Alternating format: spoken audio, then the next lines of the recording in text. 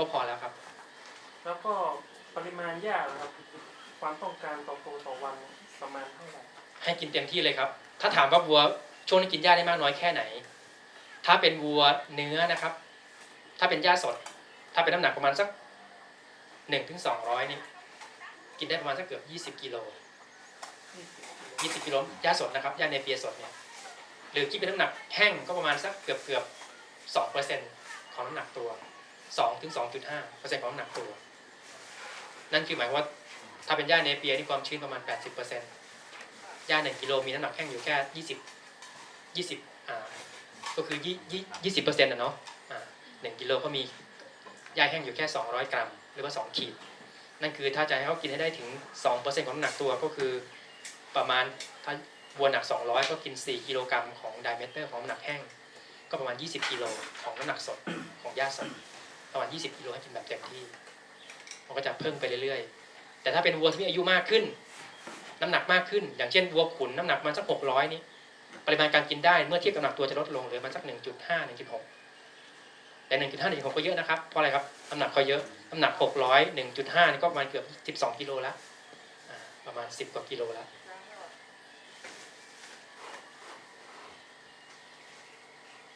อันนี้ที่บอกว่าให้กินหญ้าอย่างเดียวได้เนี่ยที่ผมเลี้ยงที่มหาลัยให้กินหญ้าอย่างเดียวกินหญ้าขนแต่ใช้พื้นที่เยอะมากเลี้ยงแบบนี้ก็คือผมปล่อยในแปลงหญ้าตลอดวันตลอดคืนเลยนะครับไม่ต้อนที่มาอยู่เป็นคอกเลยใช้อัตราส่วน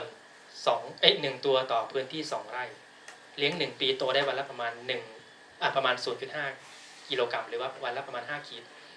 ไม่เสริมอาหารข้นเลยให้กินหญ้าอย่างเดียวแต่หญ้าต้องมี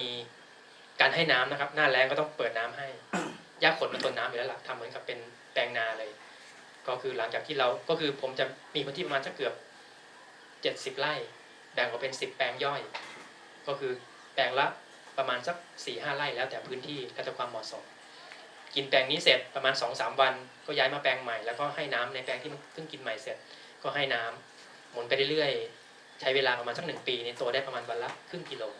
นั่นคืออยู่นี่ประมาณสัก350 วันนี้ก็โตได้ประมาณก็เกือบ160-170 โลทำได้ให้กินหญ้าอย่างเดียวโตได้แต่หญ้าต้องดีพอไม่ใช่ว่ามองไปที่ไหนไม่มีหญ้าสักเส้นเลยพวกนี้ก็คงไม่โตแบบนี้นะครับอันนี้ก็ต้องดูว่าคุณภาพหญ้าต้องได้ด้วยมีการให้ปุ๋ยด้วย4-5 ไร่ปล่อยประมาณกี่ตัวครับอาจารย์ผมใช้1 ตัวต่อ2 ไร่ถ้าทำแบบนี้1 ตัวต่อ2 ไร่ใช่ครับมีพื้นที่70 ไร่ผมปล่อยแค่ประมาณไม่เกิน30 ตัวอยู่ในแปลงนึงแค่ประมาณสัก3 วันหญ้าเกลี้ยงแล้วก็ต้องย้ายไปแปลงใหม่แล้วแปลงที่เพิ่งย้ายมาก็ต้องให้น้ำให้ปุ๋ยนี่ผมใช้ขี้วัวเป็นหลักในการให้ปุ๋ยไม่ได้ให้ปุ๋ยเคมีเลยใช้ขี้วัวมาจากที่อื่นด้วยขี้วัวที่เขาขี้ลงไปในทุ่งด้วยเวลาปล่อยไปด้วยส่วนนึงก็ให้ขี้วัวที่ผมให้ประมาณ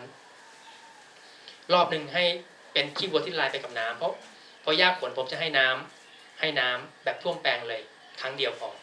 หลังจากที่เราปล่อยวัวเสร็จแล้วเราก็ให้น้ำผมจะเอาขี้วัวที่ละลายน้ำมาแล้วนี่ก็คือเหมือนกับขี้ปักนั่นแหละขี้เลนนั่นแหละเอามาผสมกับน้ำแล้วก็ปล่อยลงไปในแปลงประมาณสักไร่นึงประมาณสักครั้งแรกให้ประมาณสัก 3,000 ลิตรต่อไร่ต่อมาก็ให้แค่ไร่ละ 1,000 ลิตรหรือว่าไร่ละ1 ลูกบาศก์เมตรก็พอ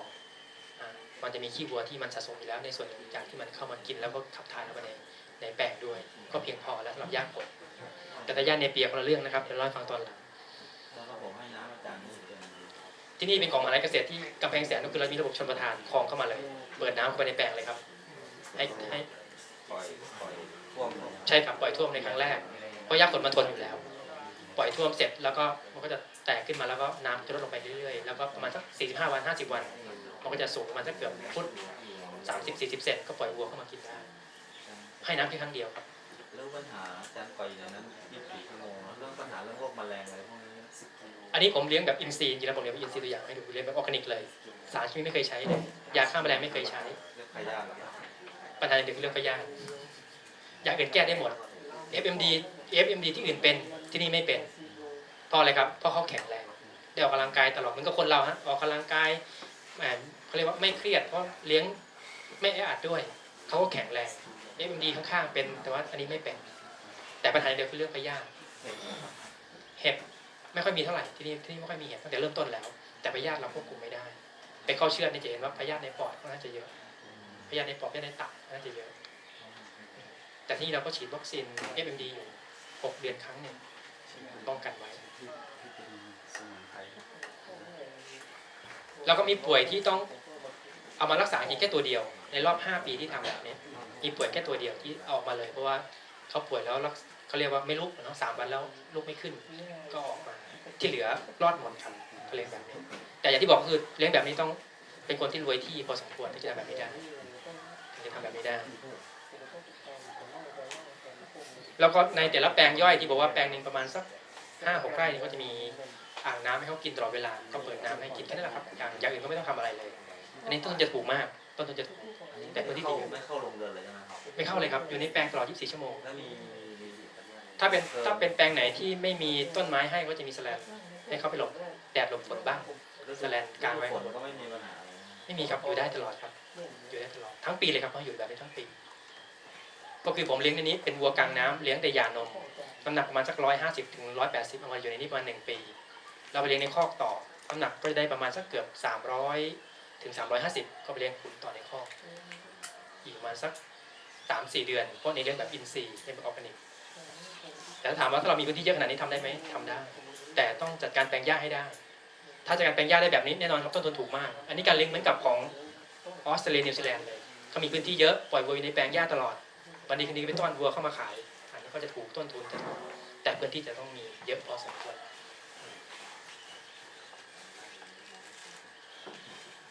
อย่างที่บอกก็คือถ้าเราทำแบบนี้ไม่ได้ต้องเสริมอาหารข้นให้เขา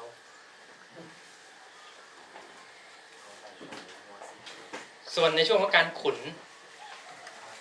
ก็ปกติเราก็ขุนมาสัก350-400ขึ้นมาจนถึง600 หรือ600ขึ้นแล้วแต่นะครับแล้วแต่ตลาดก็แน่นอนครับหลักในการขุนทำไงให้เขาโตได้เร็วโตได้ดีแล้วก็โตอย่างสม่ำเสมอไม่ให้โรคเข้ามาโดยเฉพาะ FMD เข้ามานี่เป็นปัญหาเลยครับถ้าเมื่อไหร่ FMD เข้าฟาร์มในช่วงของวัวขุนเนี่ยผมเลี้ยงอยู่ประมาณสัก10 ปีเข้ามา3 ครั้งในรอบ10 ปีแต่ครั้งที่หนักหนาสาหัสที่สุดก็มีสัก2 ครั้งที่หนักวัวขุนอยู่น้ำหนักประมาณสักเกือบ600เนี่ยขนาดว่าลิ้นออกมาจากนอกปากเลยประมาณสักเกือบ20%ลิ้นออกนอกปากนี้ปัญหาตามมาเลยครับไม่กินอาหารอย่างน้อย2 อาทิตย์กว่าจะรักษาหายวัวไม่กินอาหาร2 อาทิตย์นี้น้ำหนักหายไปประมาณเกือบ80 กิโล60-80 กิโลได้600เอาไปชั่งหลังจากที่มาเริ่มกินอาหารแล้วเนี่ยน้ำหนักเหลือแค่ประมาณ500นิดๆกว่าที่มันจะกลับขึ้นมาถึง600ใช้เวลาประมาณ 4-6 เดือนนั่นคือสูญเสียแล้วสูญเสียเรื่องค่าอาหารสูญเสียเรื่องเวลาแล้วก่อนที่จะน้ำหนักเท่าเดิมนะใช้เวลาประมาณ 4-6 เดือนเป็นอย่างเร็วถ้าเมื่อไหร่FMD เข้าฟาร์มนั่นคือล็อตนั้นเตรียมรับเลยว่าขาดทุนแน่นอนขาดทุนแน่นอนอาจารย์ครับถ้าเกิดไปฉีดวัคซีนก่อนเนี่ยมีโอกาสเสี่ยงเป็นสูงไหมครับอย่างฟาร์มนี้ผมฉีดทุก6 เดือนก็ยังเคยเข้าแต่เนื่องจากฟาร์มมหาลัยคนเข้ามาดูบ่อยด้วยส่วนหนึ่งแล้วกำแพงแสนนี้ได้ขึ้นชื่อลือชาว่าเป็นแหล่งของ FMD ที่เพราะอะไรครับสหกรณ์ KU Beef สหกรณ์ Mac Beef วัวจากทั่วประเทศส่งมาอยู่ที่นี่เพื่อมาเชือดที่นี่การขนส่งวัวเพื่อจะเข้ากรุงเทพก็มาต้องผ่านที่นี่ก่อนด้วยส่วนหนึ่ง FMD จากทั่วประเทศจะมาอยู่ที่นี่ด้วยนั่นคือโอกาสที่ฟาร์มมหาลัยด้วยคนเข้ามาดูงานคนเข้ามาอะไรพวกนี้เข้ามาเยอะมากถ้าเป็นฟาร์มพวกเราเองเนี่ยการทำวัคซีนเนี่ยป้องกันได้ระดับหนึ่งแล้วล่ะอาจจะ 70-80% แต่ถ้าจะให้ดีกว่านั้นอีกก็ต้องป้องกันคนเข้าฟาร์มอย่างที่ผมบอกตอนต้นก็คือต้องมีรั้วรอบขอบชิดใครเข้ามาที่เป็นคนแปลกหน้ายิ่งถ้าได้ข่าวว่าฟาร์มที่เขาเคยไปก่อนหน้านั้นเป็น FMD มาก็ต้องห้ามเข้าฟาร์มเลยหรือเข้ามาก็ต้องอาบน้ำเปลี่ยนเสื้อผ้าถ้าทำแบบนั้นได้จะช่วยป้องกันเรื่อง FMD ได้แต่การที่เราฉีดวัคซีนแล้วจะมั่นใจว่าไม่เป็น FMD นี่ผมไม่มั่นใจนะครับเอาแค่สัก 30% ว่าโอกาสที่เป็น FMD เกิดขึ้นได้ 30% มาจากไหน1ละบางครั้งกรมปศุสัตว์บอกว่า FMD ที่เป็นอยู่ตอนนี้มันคนละไทป์มันคนละสายพันธุ์กับที่เราฉีดวัคซีนก็เป็นไปได้อาจจะเป็นสายพันธุ์ใหม่เข้ามาในบางช่วงก็คือวัคซีนที่เราได้มาก็ใช่ว่าจะเป็นวัคซีนที่มีคุณภาพเสมอไปเนาะอันนี้อาจจะโทษกรมไม่ได้นะบางครั้งโทษตัวเราด้วยเวลาเราไปรับวัคซีนจากใครครับจากปศุสัตว์อำเภอจากอะไรก็แล้วแต่นี้ต้องเอาติดน้ำแข็งไปด้วยนะไม่ใช่วันดีคืนดีถือวัคซีนมาโดยอย่างนี้ วัคซีนเป็นเชื้อเป็นอยู่แล้วมาถึงบ้านเรา2-3 ชั่วโมงนี้อาจจะเสื่อมสภาพไปแล้วไปฉีดก็ไม่เกิดประโยชน์ถ้าเอาน้ำเปล่าไปฉีดให้กับวัวอันนี้ก็ไม่ได้นะหรือที่ปศุสัตว์อำเภอจะไปรับวัคซีนมาเนี่ยเขาเก็บดีไหมถ้าเก็บไม่ดีแต่ตอนต้นแล้วเอามาฉีดที่เราก็เปล่าประโยชน์คุณภาพของวัคซีนก็สำคัญตรงกับไทยที่มันระบาดตอนนั้นไหมถ้า2 อย่างนี้ควบคุมได้โอกาสป้องกันได้ก็เกือบ100%แล้วที่เหลือแค่ป้องกันคนเข้ามาในฟาร์มบ้างนิดหน่อยก็จะช่วยได้อันนี้คือเป็นปัญหาของบ้านเราก็บอกว่าเราฉีดวัคซีนแล้วทำไมมันเป็นอย่างที่บอกคือ2 ปัจจัยแรกดูแลเรื่องคุณภาพของวัคซีนไม่ได้หรือในเรื่องของคนเข้าออกอาจจะไม่ค่อยดูแลเท่าไหร่ก็มีโอกาสเสี่ยงได้สูงครับหรือว่าไม่ตรงสายพันธุ์กับที่มันเกิดณช่วงนั้นก็ทำให้เกิดFMD ได้ในฟาร์มเราถ้าเป็นวัวขุนนะครับวัวขุนแน่นอนหนีไม่พ้นที่ต้องให้อาหารคนหนีไม่พ้นวัวขุนถามว่าต้องการโปรตีนเท่าไหร่วัวขุนไม่ต้องการโปรตีนสูงประมาณสัก 12-14% ก็พอแล้วเพราะว่าวัวขุนไม่ต้องการเอาไปสร้างมัดกล้ามเนื้อมากนะส่วนใหญ่เป็นเรื่องของการสร้างไขมันสร้างอะไรพวกนี้กล้ามเนื้อก็สร้างอยู่นะครับแต่ว่าไม่ได้เน้นเหมือนกับช่วงการเจริญเติบโตถ้าจะเลี้ยงวัวให้ได้กำไรต้องเลี้ยงช่วงอะไรครับช่วง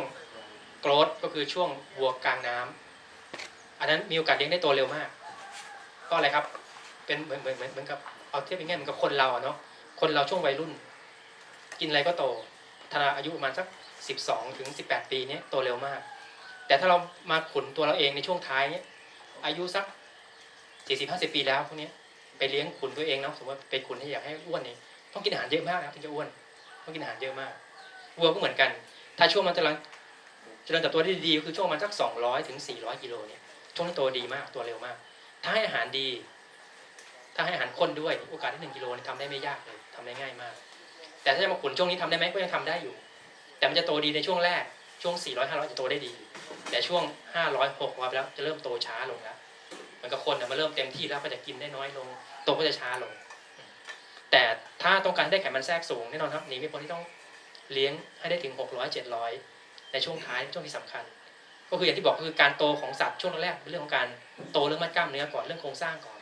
เมื่อกล้ามเนื้อเกือบเต็มที่แล้วก็จะเข้าสู่เรื่องของการสะสมไขมันแล้วสะสมไขมันที่ไหนตอนแรกก็จะสะสมไขมันแถว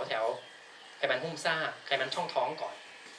จากนั้นที่จะเข้าไปยังไขมันในมัดกล้ามเนื้อถ้าเมื่อไหร่เรารีบส่งเชือดก่อนเพราะมันอ้วนแล้ว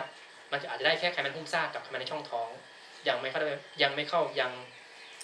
ตามมัดกล้ามเนื้อเลยไขมันแทรกไม่มีเลยแต่ถ้าเราขุนนานไปอีกสัก1-2 เดือนอาจจะเข้าไปยังมัดกล้ามเนื้อแล้วแต่ถามว่ารู้ได้ไงอันนี้ผมก็ไม่รู้เหมือนกันต้องเลี้ยงนานๆจะรู้เองเราควรจะขุนนานแค่ไหนอย่างถ้าเป็นวัวงานทดลองที่ผมทำเนี่ยส่วนใหญ่ผมจะขุนอ้วนเสร็จเข้าเชือดไขมันแทรกจะไม่สูงประมาณ 2-3 ไม่เกินนั้นแต่ถ้าเป็นฟาร์มหลายๆฟาร์มที่เขาเลี้ยงให้ได้ไขมันแทรกสูงเขาจะขุนยาวต่อไปจนมันไม่อยากกินอาหารเลยเขาบอกงั้นคำว่าไม่อยากกินอาหารก็คือจากที่มันเคยกินได้วันละประมาณสัก10 กิโลลดลงเหลือสัก4-5 กิโลอันนั้นเรียกว่าเต็มที่แล้วไขมันแทรกเริ่มมีเยอะแล้วก็เหมือนกับคนเรานะถ้าอ้วนเต็มที่เราก็เบื่ออาหารเราไม่อยากกินแล้ววัวก็เหมือนกันถ้าเมื่อไหร่มันยังกินอาหารได้อยู่แสดงว่ายังไม่อ้วนเต็มที่ไขมันยังไม่แทรกตามมัดกล้ามเนื้อแต่ถ้าจะเลี้ยงให้ขุนให้ขนาดไม่อยากกินอาหารเนี่ยถามว่าทำอย่างไรมีทางเดียวครับต้นทุนค่าอาหารต้องถูกถ้าเมื่อไหร่ต้นทุนอาหารแพงทำแบบนั้นขาดทุนแน่นอนเพราะมันใช้เวลาหนึ่งเลี้ยงนานกินอาหารนานด้วยแต่น้ำหนักเพิ่มในช่วงท้ายจะน้อยแล้วATGอาจจะได้แค่ประมาณสักวันละประมาณ5 ขีดถึง 8 ขีดเท่านั้นแหละในช่วงสุดท้ายนะในช่วงสักน้ำหนัก600ขึ้นมาถึง700-800นี่โตช้าลงเรื่อยๆแล้วแต่ไขมันแทรกจะสูงแต่กินอาหารอาจจะยังเยอะอยู่อะไรพวกนี้ต้องคิดแล้วว่ามันคุ้มไหมในช่วงนั้นถ้ามีอาหารราคาถูกแน่นอนครับสมควรเลี้ยงอย่างฟาร์มของอาจารย์วิบูลย์ที่อาจมีโอกาสได้ไปดูก็ได้ฟาร์มนี้เป็นฟาร์มที่มีข้อได้เปรียบเรื่องของต้นทุนค่าอาหารเขาถูกเขาไปประมูลเง่าสับปะรดไปประมูลเปลือกสับปะรดโลนึงไม่ถึงแค่กิโลละประมาณสัก30 สตางค์เอามาเลี้ยงวัวกินเง่าสับปะรดกินเปลือกสับปะรดวันหนึ่งไม่เกิน15 กิโลให้อาหารข้นเพิ่มอีกวันละประมาณสัก3-4 กิโลต้นทุนค่าอาหารเขาแค่วันหนึ่งวันแค่40-50 บาทถ้าเทียบกับพวกเราถ้าเราไปซื้อหญ้าเนเปียกินวันหนึ่ง20-25 โลตันหนึ่งประมาณสัก1,000 ถึง 1,500เนี้ย25 โลเท่าไหร่แล้วครับก็เกือบ30 บาทแล้วถ้าเทียบกับกินเงาสับปะรดโลละประมาณ30 สตางค์10 โลก็แค่3 บาทเอง15 โลก็แค่4 บาท 5 บาทเองอาหารหยาบเขาแต่เราต้องจ่ายค่าอาหารหยาบ มากกว่าเกือบ10 เท่าอย่างเงี้ยถ้าเราเลี้ยงนานแต่นั้นอาจจะไม่คุ้มแล้วต้องดูว่ามันเรียกว่ามันต้องเลือกแหละครับว่าเราจะเอาแบบไหนแต่ถ้าตลาดว่าต้องการเอาไขมันแทรกเป็นหลักแน่นอนครับเราต้องทำให้ตลาดเขาขายได้ด้วยส่วนหนึ่งก็ต้องเลี้ยงให้มีไขมันแทรกด้วยแต่จะเอาแทรกแบบเกรด5เลยไหมหรือเอาแทรกแค่เกรด3เราทำได้แค่เกรดไหนล่ะก็ต้องดูตัวเราด้วยถ้าเราจะเอาเกรด5ปกติเขาจะเลี้ยงแค่30 เดือนเกรด5ต้องเลี้ยงเป็น40 เดือนก็ได้ถึงได้เกรด5กับการยืดอีก10 เดือนเนี่ยกินอาหารอีกเท่าไหร่ล่ะคุ้มไหมกับการได้เงินมาอีกสัก10,000หรือว่า20,000 บาทเนี่ยอันนี้ต้องคิดให้ดีนะครับผมเคยเลี้ยงอย่างเช่นบาคิวที่เอาให้ดูรูปเมื่อกี้ที่ว่าเลี้ยงแค่28 เดือนน้ำหนักประมาณ800เนี่ยไขมันแทรกได้แค่เกรด2กับเกรด3แต่ตัวหนึ่งก็ได้มันเกือบแสนเหมือนกันนะครับเพราะน้ำหนักเขาเยอะแต่ราคาที่คูณเข้าไปก็อาจจะไม่ได้สูงมากนะแต่ถ้าเมื่อไหร่เขาได้เกรด5สมมตินะมันก็จะกลายเป็นตัวละ120,000 130,000ไปแต่นี่ก็คือเลี้ยงแค่28 เดือนกินอาหารแค่28 เดือนกับถ้ายืดต่อไปเป็น36 เดือนอย่างเงี้ยอีกสัก6 เดือนได้เกรด5ขึ้นมาเนี่ยเพิ่มเงินอีกค่าอาหารสักเอาเดือนวันหนึ่งประมาณสัก60 บาทเนาะสมมติถ้าเราซื้อแบบทุกอย่าง60 ถึง 80 บาทค่าอาหาร80 บาทต่อวันถ้า6 เดือนเท่าไหร่แล้วครับเกือบ200 วันเนี่ยก็15,000 16,000ประมาณ15,000 16,000อันนี้ค่าอาหารอย่างเดียวนะครับยังไม่รวมค่าแรงงานค่าจิปาถะแล้วถามว่ามาได้เกรด5แล้วมันคุ้มไหมกับ16,000ที่เราบวกเข้าไปเนี่ยต้องคิดในส่วนนี้ด้วยถ้ามันไม่คุ้มก็อย่าไปทำในส่วนนั้นนั่นคือการที่จะเลี้ยงให้มันเหมาะสมก็เหมาะสมกับตัวเราด้วยเราเห็นคนอื่นได้เกรด5เราจะได้เกรด5เหมือนเขาเนี่ยทำได้ไหมมีโอกาสทำได้แต่ต้นทุนเราก็อาจจะไม่เหมือนเขาแล้วต้นทุนเราอาจจะมากกว่าเขาก็ได้อะไรพวกนี้อันนี้ที่ผมเลี้ยงก็วัวกระแพงแสนคือเป็นวัวลูกสมชาโลเล่นะครับก็อยากจะเป็นงานทดลองเนี่ยผมจะเลี้ยงมันสัก600 กิโลเลี้ยงขุนประมาณสัก8 เดือนจากน้ำหนัก400ประมาณ8 เดือนไม่เกิน10 เดือนเกรดซากไปได้มันสักเกรด2เกรด3อยู่ในช่วงนี้ไม่เกินนี้แต่ว่าน้ำหนักได้มันสักเกือบ600 ถึง 700ทำได้ก็ให้อาหารข้นประมาณวันละประมาณ6 ถึง 8 กิโลถ้าช่วงท้ายให้อาหารข้นเยอะหน่อยเพราะเขาต้องการพลังงานเยอะเพื่อใช้ในการสะสมไขมันแต่ที่สำคัญก็คือช่วงท้ายเขาจะเริ่มกินอาหารหยาบให้น้อยลงกินอาหารข้นได้น้อยลงแล้วก็ต้องให้อาหารที่มีคุณภาพมากขึ้นให้อาหารข้นมากขึ้น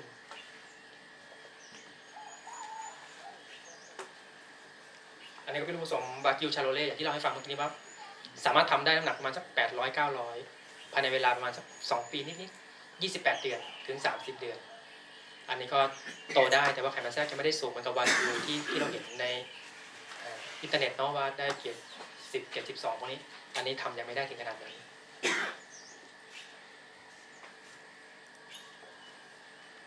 อันนี้เป็นฟาร์มที่บอกว่าเลี้ยงแล้วได้คุณภาพเนื้อคุณภาพซากดีที่สุดคือของอาจารย์วิบูลย์นะครับที่ระยองเขาไปเลี้ยงในอีแวบด้วยส่วนหนึ่งอันนี้โรงเรียนเปิดก่อนครับโรงเรียนเปิดข้างนอกก็คือหลักของฟาร์มของอาจารย์วิบูลย์ก็คือเขาจะเลี้ยงเขาจะซื้อวัวมาด้วยส่วนหนึ่งเป็นส่วนใหญ่ฟาร์มนี้มีวัวแม่พันธุ์มาสัก400-500 ตัวแล้วมีวัวเข้าขุนประมาณสัก 2,000 ตัวฟาร์มนี้มีวัวมันเกือบ 2,300 ถึง 2,500 ตัวทั้งฟาร์มนะครับโดยเขาจะซื้อวัวมาจากข้างนอกเป็นวัวลูกสมชาโลเล่หรือแองกัสหรือลูกสมบาคิวเข้ามาน้ำหนักมันสัก200เขาจะซื้อเข้ามาแล้วเขามาเลี้ยงเป็นแบบวัวกลางน้ำก่อนแล้วสัก400เขาจะเริ่มตอนที่อายุมันสัก300ตอนโดยการผ่าไข่ก็คือตัดเอาอันทะออกเลยเหมือนกับการตอนหมูเลยดึงออกมาทั้งพวงเลยแล้วก็เลี้ยงให้เขากินอาหารได้เต็มที่หลังจากตอนเสร็จแล้วน้ำหนักมัน400-500นี่เขาจะเริ่มคัดแล้วว่าตัวไหนบ้างที่สามารถที่จะเลี้ยงแล้วมีโอกาสที่ได้ไขมันแทรกสูงด้วยที่เขาประสบการณ์เยอะเขาจะรู้ว่าตัวนี้มันควรจะได้ไขมันแทรกสูงเขาจะคัดเข้าไปโรงเรียนอีแวบไปเลี้ยงต่อในอีแวบอีกประมาณสักเกือบบางตัวเป็นปีเหมือนกันครับประมาณ6 ถึง 1 ปีเขาจะคัดวัวเข้าเชือดก็ต่อเมื่อมันลดการกินอาหารลงเหลือแค่ประมาณสักจากที่เคยกินได้ประมาณ10 กิโลเหลือประมาณสัก50%เนี่ยเหลือแค่ 4-5 โลเขาจะคัดวัวเข้าเชือดอันนี้ที่เลี้ยงในโรงเรียนอีแวบนะครับอันนี้ก็เป็นโรงเรียนระบบควบคุมความร้อนด้วยพัดลมไอ้น้ำเนาะระบบการดึงไอ้น้ำเข้ามาในโรงเรียนอันนี้โรงเรียนนี้เขาลงทุนประมาณสักเฉพาะตัวโรงเรียนอย่างเดียว13 ล้านจุวัวได้ประมาณ360 ตัวรวมทั้งหมด30 ล้านทั้งตัววัวนั้นด้วยเขาบอกต้นทุนค่าไฟตกตัวหนึ่งประมาณสัก30-50 บาทต่อเดือนตัวละบาท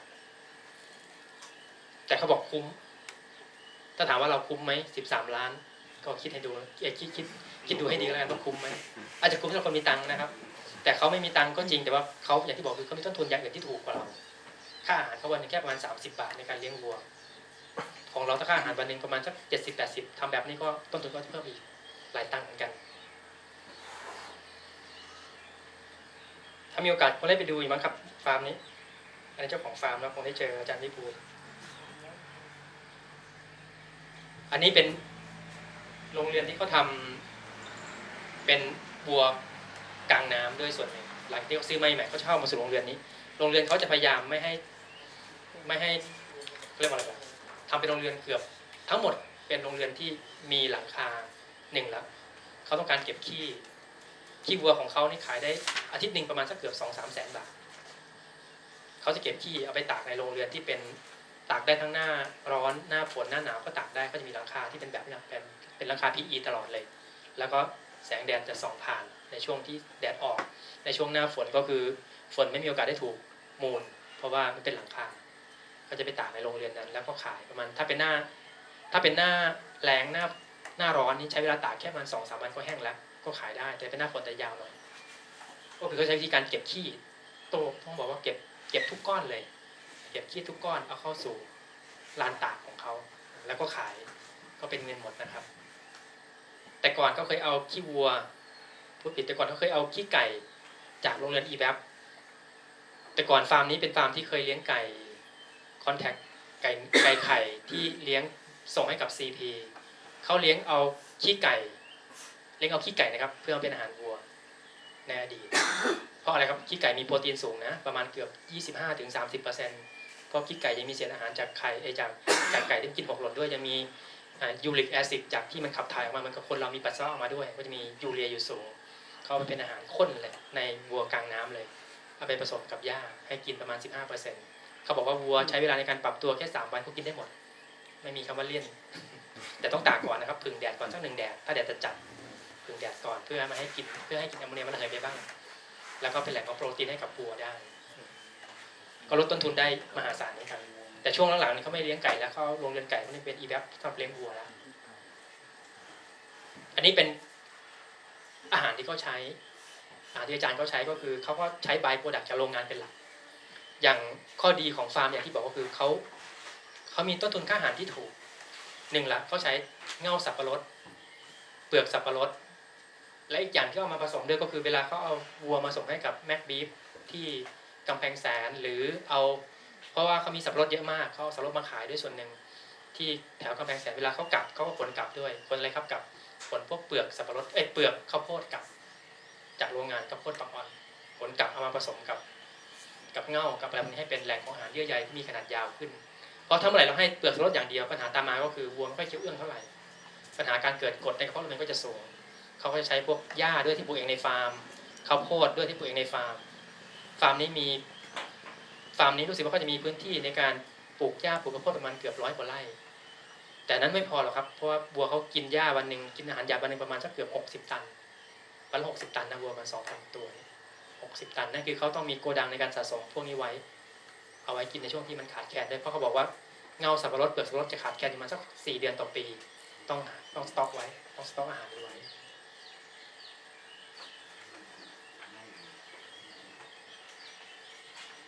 อันนี้ที่เขาเลี้ยงก็จะมีทั้งวัวที่เป็นแองกัสด้วยลูกผสมแองกัสด้วยเป็นลูกผสมวากิวด้วยแล้วก็ลูกผสมชาโรเล่ด้วยแล้วก็เนื้อที่ได้ก็มีไขมันแทรกค่อนข้างจะสูงจากฟาร์มในไขมันแทรกค่อนข้างจะสูง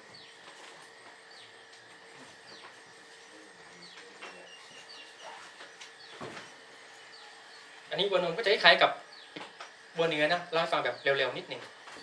อย่างที่บอกในตอนต้นแล้วว่าวัวนมตัวที่ซีเรียสที่สุดก็คือในช่วงของการเลี้ยงลูกที่ยังไม่หย่านม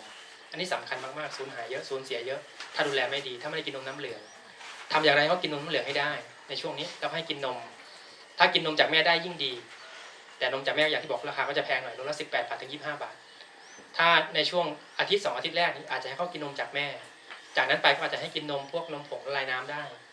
แต่ต้องค่อยๆปรับนะครับการให้กินนมผงละลายน้ำต้องค่อยๆปรับแล้วก็ฝึกให้เขากินอาหารข้นอย่างถ้าเป็นผมทำงานทดลองผมจะฝึกให้เขากินอาหารข้นตั้งแต่อายุสัก2 สัปดาห์ก็เอาอาหารข้นมาให้เขากินอาหารข้นโปรตีนมาสัก20-22%ไม่มีก็ให้อาหารหมูเลียรางหรือว่าอาหารลูกหมูนะครับมาให้เขากินแทนได้ถ้าหาซื้อยากเขาก็จะ ถามว่าเขากินได้เลยไหมคงยังอีกสัก2-3 อาทิตย์จะเริ่มฝึกกินแล้วสัก1 เดือนเราก็เริ่มให้กินหญ้าถ้าจะง่ายสุดก็คือให้กินฟางนั่นแหละครับเพราะฝึกให้เขากินเฉยๆถ้าเขากินได้ก็ถึงจะหย่านมได้การจัดการในช่วงนี้ก็เป็นช่วงที่เขาเรียกว่าเป็นช่วงที่สำคัญมากๆการจัดการที่สำคัญก็คือในเรื่องของสุขภาพนั่นแหละครับเพราะว่าช่วงนี้เป็นช่วงการสูญเสียเยอะมากน้ำต้องสะอาดด้วยตอนที่ผมเลี้ยงน้ำที่มาผสมนมผงให้กินนี้ต้องเป็นน้ำในเขาเรียกว่าเป็นน้ำกรองสำหรับให้คนกินด้วยที่ไปซื้อน้ำถังละ15 บาท20 บาทให้เขากินเอามาผสมน้ำให้กินไม่ใช่ไปเอาน้ำประปาธรรมดานะอาจจะท้องเสียได้น้ำต้องสะอาดโรงเรือนต้องแห้งและที่สำคัญก็คือ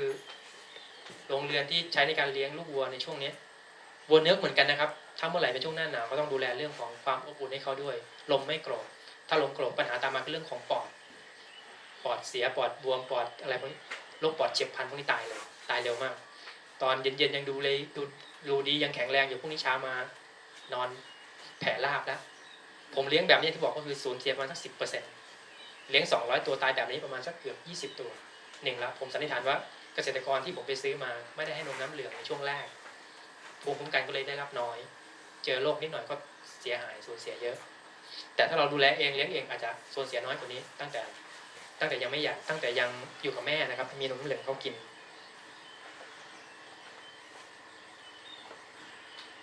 แล้วที่สำคัญที่ผมเลี้ยงวัวนมตัวผู้การสูญเสียอย่างที่สำคัญมาก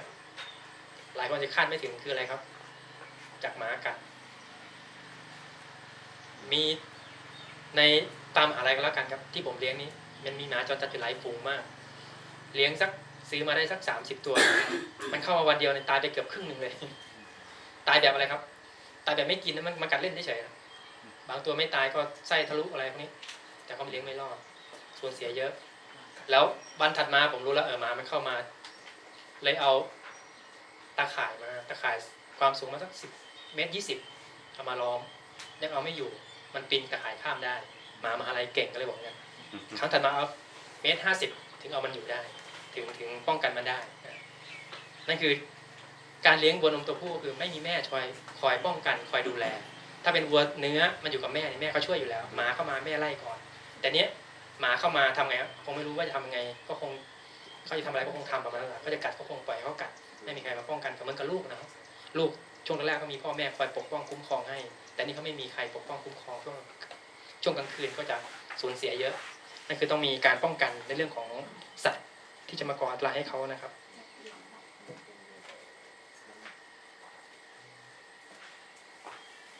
อันนี้หลักที่ผมใช้ในการหย่านมนะครับผมพยายามหย่านมให้เร็วที่สุดที่ทำได้แต่การที่หย่านมให้เร็วที่สุดต้องมีพื้นฐานมาจากอะไรบ้างประการแรกก็คือเกณฑ์ที่ผมใช้ขั้นต้นเลยคือน้ำหนักต้องได้ไม่ต่ำกว่า50 กิโลถึงจะหย่านมได้บางตัวเกิดมาน้ำหนักแรกคลอดสูงประมาณ40 กิโลเนี้ยการที่ได้น้ำหนัก50 กิโลปั๊บไม่ใช่จะหย่าได้ทันทีต้องมีข้อ2ข้อ3ตามมาด้วยแต่บางตัวเกิดมาน้ำหนักแค่ประมาณ18 โล20 โลต้องเลี้ยงให้เขาได้น้ำหนักถึง50 กิโลก่อนถึงจะหย่านมและที่ตามมาก็คือเมื่อน้ำหนักถึง50แล้วเขาต้องกินอาหารข้นให้ได้อย่างน้อยครึ่งกิโลกรัมเป็นเวลาสัก1 อาทิตย์ก่อนถ้าเมื่อไหร่กินอาหารข้นไม่ได้เลยอย่างนึงก็ตายทันทีนะครับตอนเขากินอาหารข้นให้ได้ก่อนอย่างน้อยครึ่งกิโลถึง1 กิโลเป็นเวลาติดต่อกันทั้ง7 วันเพื่อให้มั่นใจว่าโอเคละหย่านมไปปั๊บเขากินอาหารข้นได้ต่อเนื่องไม่มีปัญหาร่างกายเขาจะทรุดน้อยลงก็คือหมายว่าเขาก็จะไม่เขาเรียกว่าเขาสามารถใช้อาหารข้นมาเป็นแหล่งของโภชนะเขาได้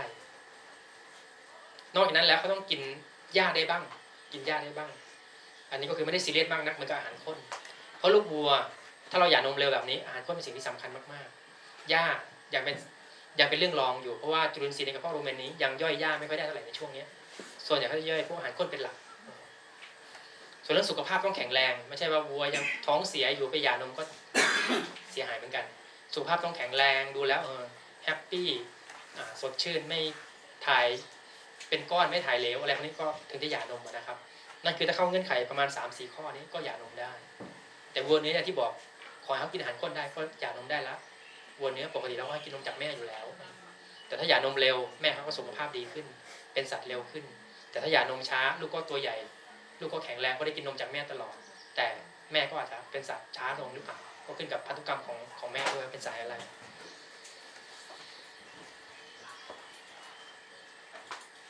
อาจารย์ต้นไม้มีต่อไหมครับมีต่อใช่ไหม ก็อาจจะต่อสักพักหนึ่งดูที่พวกเราเป็นหลักนะครับว่ามีคือผมอยากจะทราบถึงของสภาพแวดล้อมพวกเราด้วยนะครับว่าแต่ละคนเนี่ยมีอะไรอยู่ข้างๆนะแล้วก็มีอะไรจะให้โจทย์เราไปช่วยคิดต่อเพื่อที่จะเอาคำตอบเนี่ยมาให้พวกเรานะอันนึงที่ผมไปดูแล้วเมื่อสัปดาห์ที่แล้วเนี่ยแล้วก็เป็นโจทย์ให้ผมคิดอยู่ตอนนี้ว่าอยากจะทำให้เสร็จให้เร็วเนี่ยก็คือของน้องโอใช่ไหมครับน้องโอนะฮะเขามีศักยภาพดีมากเลยนี่นะฮะแต่ว่าอาจจะต้องปรับอะไรบางอย่างสักนิดหนึ่งซึ่งเมื่อเช้าคุยกันนิดนึงว่าลืมบอกให้เขาเก็บตัวอย่างมาให้นิดนึงนะอย่างเงี้ยไปเห็นแล้วก็รู้ว่าเขามีอะไรนะฮะแล้วก็เราควรจะไม่ใช่ควรจะเราจะไปทำให้เสร็จเร็วได้ยังไงนะฮะก็จะเป็นโจทย์ให้พวกผมได้กลับไปทำในเบื้องต้นด้วยนะฮะแล้วก็เราก็จะตามดูเป็นระยะว่าจะต้องปรับตรงไหนจะต้องแก้ตรงไหนนะฮะอะไรอย่างเงี้ยครับนะทีนี้หลายคนผมก็ยังไม่ได้ไปเห็นสภาพแวดล้อมนะวันนี้ตอนบ่ายเราอาจจะคุยกันสักนิดนึงนะพี่พงษ์ชัยนะครับเพื่อที่จะให้เกิดประโยชน์มากสุดนะครับนะฮะวันนี้ช่วงเช้าเนี่ยท่านอาจารย์ดรสุริยะอาจจะคุยไม่ cover ทั้งหมดนะในกรอบของพวกเราตอนบ่ายเราอาจจะมาดิสคัสกันเพราะนี้อาจารย์พูดคร่าวๆทั่วไปเป็นภาพใหญ่ๆของการให้อาหารนะครับแต่ยังไม่ได้ลงลึกถึงว่าอาหารของพวกเราที่มีตอนนี้ที่เราใช้อยู่ตอนนี้มันประมาณไหนนะฮะแล้วสภาพแวดล้อมของเราเนี่ยมันมีอะไรเท่าไหร่ยังไงนะฮะเพื่อที่จะทำให้มันง่ายในการเลี้ยงนี่นะครับนะฮะเราจะไปปล่อยวัวกี่ตัวนะเมื่อกี้70 ไร่ประมาณ1 ตัวต่อ 2 ไร่1 ตัวต่อ 2 ไร่เนี่ยนะมันน่าจะเป็นเรื่องยากนะครับแล้วก็การที่เราจะเลี้ยงวัวให้ลำบากนะผมจะพูดเสมอว่าในโอกาสถัดไปเนี่ยมันน่าจะไม่เป็นอย่างนั้นหรอกมันก็ต้องเลี้ยงให้ง่ายเหมือนหมูมันไก่นี่แหละแต่ว่าทำยังไงถึงจะให้มันไปสู่แบบนั้นได้เร็วๆนะครับเดี๋ยวในช่วงบ่ายเราจะมีข้อมูลในเรื่องของการเลี้ยงวัว4 ไร่40 ตัวทำได้ยังไงก็ใช้พื้นที่น้อยแต่เลี้ยงวัวได้เยอะขึ้นก็เดี๋ยวแล้วเป็นไปได้ครับเพราะอาจารย์ศิยะก็ทำแล้วเอาตอนบ่ายไหมหรือว่าตอนนี้เที่ยงหรือยังฮะอยู่ข้าวกันยังตรงพอดีครับน่าจะพักก่อนเนาะพักก่อนทานข้าวก่อนครับทีนี้ผมจะรบกวนนิดนึงนะเมื่อกี้ผมเอารู้สึกที่เซ็นชื่อตอนนี้อยู่ที่ใครครับเซ็นชื่อกันทุกคนหรือยังครับไม่ทราบว่ามีท่านไหนมาใหม่บ้างไหมครับ